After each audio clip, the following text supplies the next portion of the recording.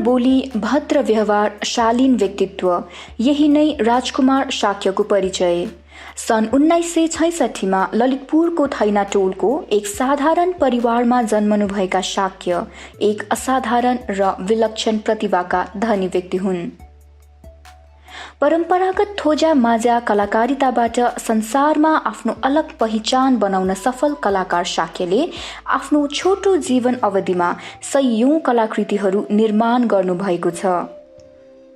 ती सयौं कलाकृतिमध्ये भुटानको ताकेलामा निर्माण गरिएको 115 फिट अग्लो गुरु पद्मसम्भवको मूर्ति र राजकुमार शाक्य एक अर्काका पर्यायी बनेका छन्। परम्परागत नेपाली कला शैलीसँग आधुनिक र वैज्ञानिक शैली सम्मिश्रण गर्न माहिर कलाकार शाक्यले परम्परागत नेपाली कलाकृति निर्माणमा एउटा परिवर्तनकारी भूमिका निर्वाह गर्नुभएकोमा कसैको दुईमत नहोला।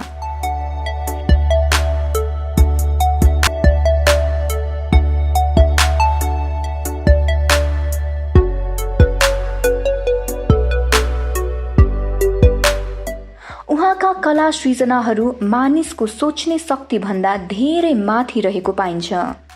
उहाँको कलाप्रतिको लगाव र कला सृजनाको रफ्तारलाई अब उहाँको दुई सुपुत्रहरू स्वरूप शाक्य र सौरभ शाक्यले त्यही जोश र जागरका साथ अगाडि बढाउने छ भन्नेमा सबै आशावादी छन्। पुर्खाले आर्जेको इज्जत र कौशललाई सबैको साथ र सहयोग लिई गन्तव्यसम्म पुर्याउन सकुन्, यही सबैको शुभकामना। जन्म र मृत्यु प्राकृतिक नियम हो। यो नियममा सबै बाँधिएको हुन्छ। यही नियमको पालना गर्दै कलाकार शाक्यले आफ्नो भौतिक शरीरलाई परित्याग गर्नुभयो। परम्परागत नेपाली कलाकारिता मार्फत विश्व रेकर्ड कायम गर्ने लक्ष्यका साथ 72 फिट ठूलो श्वेत भैरवको मुखाकृति बनाउनुमा व्यस्त भइरहँदा उहाँले भौतिक शरीरबाट 81 बिदा लिनुभयो। जीवनकालको मात्र 54औं वर्षमा नै आफ्नो कला यात्रालाई सधैँको लागि विश्राम लगाउनुभयो। उहाँको भौतिक शरीरसँग भेट्ने अब कहिल्यै नजुरे पनि उहाँको जीवनप्रतिको लगाव, उहाँले सिकाउनु भएका जीवन उपयोगी दर्शन तथा उहाँका अनेकौं कला सृजना मार्फत हामी सधैँ उहाँसँग जोडिरहनेछौँ। त्यसैमा हामी उहाँको अपनत्व अनुभव गर्नेछौँ। उहाँसँगै उहाँको पिता वरिष्ठ कलाकार रुद्रराज शाक्य पनि सदाका लागि विदा हुनुभयो। परम्परागत नेपाली कलाकारिता क्षेत्रमा उहाँहरूको अभाव सधैँ रहनेछ। उहाँहरूप्रति हार्दिक श्रद्धा सुमन। यो जुन कलाकृतिको क्षेत्र छ, अब यो कलाकृति र यो कलाको उत्पादन, एउटा कलाकारले चाहिँ एउटा कलाकृतिलाई उत्पादन गर्छ, कलालाई सिर्जना गर्छ, एउटा उत्पादन हुन्छ। त्यो उत्पादनको चाहिँ अनि पछि बिस्तारै त्यो बजारमा जान्छ।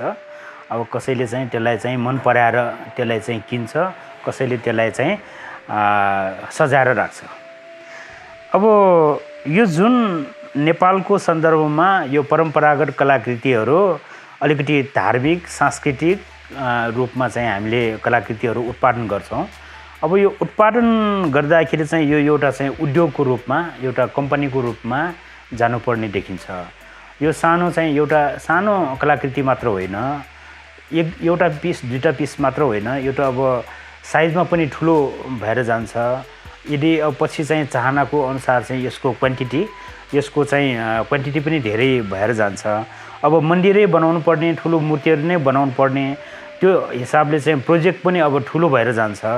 हुँदाखेरि चाहिँ यो एकजना कलाकारले मात्र यस्तो सबै कुरा कम्पनीलाई सम्हाल्ने र ठुलो प्रोजेक्टलाई सम्हाल्ने भन्दाखेरि चाहिँ यो कलाकारले मात्र चाहिँ सम्भव छैन। अब मेरो अनुभवमा मैले भन्नुपर्दाखेरि जुन मैले भुटानमा 115 फिटको जुन गुरु रिम्पोछे पद्मसम्भवको चाहिँ मूर्ति बनाएँ, त्यो बेला चाहिँ मैले एउटा नयाँ शिक्षा चाहिँ मैले लिएँ। आफैले चाहिँ अनुभव गर्दा गर्दा एउटा नयाँ शिक्षा के लिए भन्दाखेरि चाहिँ यस्तो ठुलो प्रोजेक्ट बनाउँदाखेरि, ठुलो प्रोजेक्ट गर्दाखेरि, एउटा ठुलो कम्पनी सञ्चालन गर्दाखेरि न त मेरो चाहिँ यो on metal arts and craft भनेको जुन कम्पनी छ यसबाट चाहिँ हामीले मूर्ति बनाउने यस्तो मठ मन्दिरको परम्परागत शैलीको चाहिँ काम गर्ने यो ठोज्या माझेको काम गर्ने भनेर चाहिँ यो जुन बनाएको छ।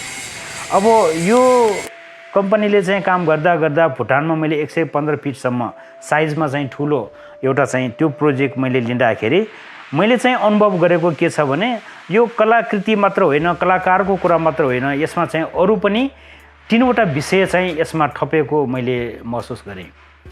त्यसमा चाहिँ के छ भने सबभन्दा ठुलो चाहिँ म्यानेजमेन्टको कुरा, व्यवस्थापनको कुरा आउँछ। किनभने त्यो ठुलो यस्तो प्रोजेक्ट सफल पार्नको लागि चाहिँ एक दुईजना कलाकारले मात्र, एक दुईजना कारिगरले मात्र, एक दुईजना सहयोगले मात्र चाहिँ यो सम्भव छैन।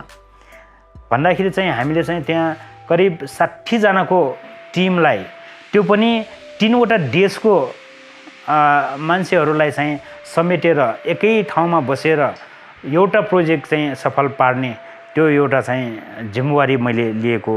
त्यो लिँदाखेरि चाहिँ त्यहाँ एउटा म्यानेजमेन्टको ठुलो रोल, व्यवस्थापनको ठुलो रोल चाहिँ मैले महसुस गरेँ। अब त्यसमा चाहिँ अब जुन यो अब हामीलाई प्रोजेक्ट दिने ओनरहरूको, उहाँहरूको पनि टिम, अनि हामी चाहिँ कलाकारहरू नेपालबाट गएका चाहिँ यो ठोज्या माझ्या कलाकारहरूको टिम, अनि त्यसपछि चाहिँ त्यहाँ भुटानमा त्यहाँ नै स्थानीय मान्छेहरू चाहिँ हामीलाई जुन यो कलाकृति उत्पादनको लागि चाहिँ सहयोग गर्ने त्यहाँ पनि एउटा टिम छ, तिनीहरूलाई पनि समेट्नु पर्ने भयो। अनि त्यसपछि फेरि इन्डियाको त्यहाँ नजिक, भुटानको नजिकै त्यहाँ इन्डियाको मान्छेहरू पनि हामीलाई चाहिँ सहयोगको रूपमा, हामीलाई चाहिँ लेबरको रूपमा, हामीलाई सहयोगी हेल्परको रूपमा चाहिँ हामीले तिनीहरू पनि लिए। जम्मा चाहिँ हामीले 60 जना व्यक्तिहरूलाई चाहिँ समेटेर यो ठुलो प्रोजेक्टलाई चाहिँ सफल पारेँ। अब यसमा चाहिँ अब कलाकारको रूपमा त म आफैले चाहिँ यो मूर्तिको यो जुन अङ्गुलीको हिसाब, टालको हिसाब, यो मूर्तिको चाहिँ डिजाइनको सबै कुरा त म आफैले गरेँ। तर यो कलाकारले गर्न सक्ने यो बाहेक पनि अरू धेरै हामीले भेटाउँदाखेरि के भयो भने म्यानेजमेन्टमा पनि त्यसभित्र पनि अझ धेरै होइन, बाहिर चाहिँ अब हामीले चाहिँ ओनरहरूसँग सम्पर्क गर्ने, उनीहरूकोसँग चाहिँ हिसाब किताबको कुरा भयो, यहाँ सबै मान्छेहरूलाई चाहिँ व्यवस्थित रूपमा खानपिनको कुरा, बसोबासको कुरा, उनीहरूलाई चाहिँ सामानको उपलब्धको कुरा, समयमा सबै कुराहरू चाहिँ उपलब्ध गराउने कुरा, त्यो काम सम्पन्न गर्ने कुरा, त्यस बाहेक पनि अरू धेरै यो म्यानेजमेन्टको कुराहरू त्यहाँ धेरै आएको छ। अब त्यो एउटा चाहिँ कलाकारको कलाको कुरा, अर्को म्यानेजमेन्टको चाहिँ विभिन्न, त्यसमा पनि विभिन्न क्षेत्रहरू छन्, त्यो सबै कुराहरू। त्यो भन्दा पनि फेरि अर्को चाहिँ एउटा कुरा के छ भने त्यसमा चाहिँ इन्जिनियरिङको कुरा। अब कलाकार मात्र भएर पनि नपुग्ने रहेछ, यस्तो ठुल्ठुलो प्रोजेक्ट गर्दाखेरि इन्जिनियरको पनि धेरै रोल हुने रहेछ। अब इन्जिनियरको रोलमा चाहिँ के छ भने यस्तो ठुलो मूर्तिहरू बनाउँदाखेरि भित्र चाहिँ त्यसको स्ट्रक्चरको कुराहरू, त्यो स्ट्रक्चरले चाहिँ कति रेक्टर स्केल भूकम्पले त्यसलाई चाहिँ थाम्न सक्ने, कति रेक्टरको भूकम्पलाई थाम्न सक्ने भन्ने कुरा पनि त्यहाँ हिसाब गर्नुपर्ने रहेछ। अनि अर्को चाहिँ विन्ड लोड, त्यहाँ चाहिँ हावाहुरी बतासको कुरा, तिनीहरूको पनि कुरा हुन्छ। अनि अर्को कुरा चाहिँ त्यहाँको त्यो जुन मूर्ति राख्ने जुन स्थान छ त्यो जमिनको कुरा, जमिनले चाहिँ कतिसम्म त्यसलाई ठेक्न सक्ने भन्ने कुरा चाहिँ, त्यो कुरा पनि हामीले चाहिँ अब बुझ्नुपर्ने त्यहाँ चाहिँ देखिएको छ। अनि त्यसको लागि त अब इन्जिनियरहरूसँग चाहिँ कन्सल्ट गर्नुपर्ने भयो। उनीहरूको परामर्शबाट हामीले चाहिँ त्यो सबै क्याल्कुलेसन हामीले लिइसकेपछि उनीहरूको सहयोगबाट चाहिँ भित्रको स्ट्रक्चर, फलामको जुन ठुलो स्ट्रक्चर 100 फिटको स्ट्रक्चरको चाहिँ त्यहाँ निर्माण भएको छ।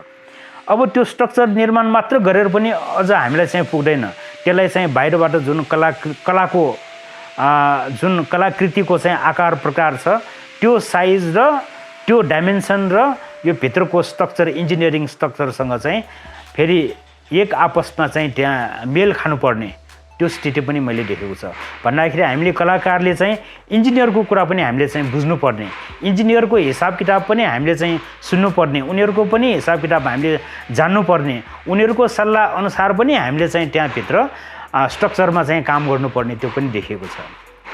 अब त्योभन्दा पनि अझ अर्को एउटा चाहिँ हामीले बुझ्नुपर्ने के छ भने अहिले यति ठुलो प्रोजेक्टहरू गर्दाखेरि ठुलो मूर्तिहरू बनाउँदाखेरि त्यहाँ चाहिँ एउटा चाहिँ टेक्निक प्रविधिको पनि कुरा हुन्छ। अब हामी यहाँ सानो मूर्ति बनाउँछौँ, यो ठोज्या माझको प्रविधिबाट सानो मूर्ति त यहाँ हामीले चाहिँ सानै स्केलमा हामीले चाहिँ 10-15 फिट 16 फिटसम्म हामीले यहाँ बनाउँछौँ। त्यसमा चाहिँ भूकम्पको हिसाब गर्नु पर्दैन, स्ट्रक्चरको कुनै हिसाब गर्नु पर्दैन, हामी आफै गर्न सक्छौँ। तर त्यो 100औं फिट ठुलो मूर्तिहरू हामीले गर्दाखेरि चाहिँ त्यहाँ चाहिँ सामान तल बनाएर 100औं फिट माथिसम्म उचालेर त्यहाँ चाहिँ फिटिङ गर्नुपर्ने, त्यो एउटा चाहिँ च्यालेन्जको रूपमा चाहिँ त्यहाँ देखेको छ। हुन त अब यस्तो ठुल्ठुलो मूर्तिहरू बनाउँदाखेरि अब अहिलेको जमानामा हामीले क्रेनको प्रयोग गर्न सक्छौँ, त्यहाँ चाहिँ टावर क्रेनको प्रयोग गर्न सक्छौँ, विभिन्न पुल्लीहरूको प्रयोग गर्न सक्छौँ। अब त्यहाँ चाहिँ त्यो भुटानमा हामीले काम गर्दाखेरि चाहिँ त्यहाँ एउटा अनुभव के भयो भने त्यो एउटा एकदम दुर्गम क्षेत्र भएको हुँदाखेरि क्रेन हामीसँग भएर पनि त्यहाँ चाहिँ हामीले लान सकेनौँ। नसकेपछि चाहिँ त्यहाँ टेक्निकको कुरा आयो, कसरी तल जमिनमा सामान बनाएर त्यो 100औं फिट माथिसम्म कसरी फिट गर्ने भन्ने कुरा चाहिँ पहिला नै सोचेर हामीले चाहिँ यो कलाकृति बनाउनु पर्ने हुन्छ। हुँदाखेरि चाहिँ यो जुन टेक्निकको कुरा, यो जुन कसरी त्यसलाई चाहिँ फिटिङ गर्ने कुरा, कसरी पछि चाहिँ सजिलो किसिमले चाहिँ हामी माथि त्यहाँ लिफ्ट गरेर माथि उचालेर त्यहाँ राख्न सक्ने भन्ने कुरा चाहिँ पहिला नै सोच्नुपर्ने हुन्छ। कलाकृति उत्पादन गर्नुभन्दा पहिला नै त्यो सोचेर गर्नुपर्ने देखेको हुँदाखेरि मैले चाहिँ त्यहाँ 4वटा कुरा चाहिँ यो सम्मिश्रणबाट चाहिँ यो ठुलो प्रोजेक्ट बन्छ भन्ने कुरा चाहिँ मलाई लागेको छ। त्यो हिसाबले चाहिँ सबै तहमा विभिन्न व्यक्तिहरूको चाहिँ क्षमता, विभिन्न व्यक्तिहरूको चाहिँ त्यहाँ श्रमलाई जोडेर एकै ठाउँमा यसरी ठुलो प्रोजेक्टको लागि, सफलको लागि सबै क्षेत्रको श्रमलाई चाहिँ एकै थलोमा राखेर गर्नुपर्ने मैले चाहिँ अनुभव गरेको हुँदाखेरि यसरी कम्पनीलाई ठुलो बनाउँदाखेरि, ठुलो प्रोजेक्ट ह्यान्डल गर्दाखेरि अब हामीले चाहिँ यसरी कलाकार मात्र होइन, इन्जिनियर मात्र होइन, म्यानेजमेन्ट व्यवस्थापक मात्र होइन र टेक्निसियन, टेक्नोलोजी मात्र होइन, अब यो सबै 4वटालाई चाहिँ समेटेर हामीले यस्तो ठुलो प्रोजेक्टहरू सम्हाल्नुपर्छ भन्ने चाहिँ मलाई लागेको छ। यो अनुसार मैले चाहिँ अनुभव पनि गरेको छु।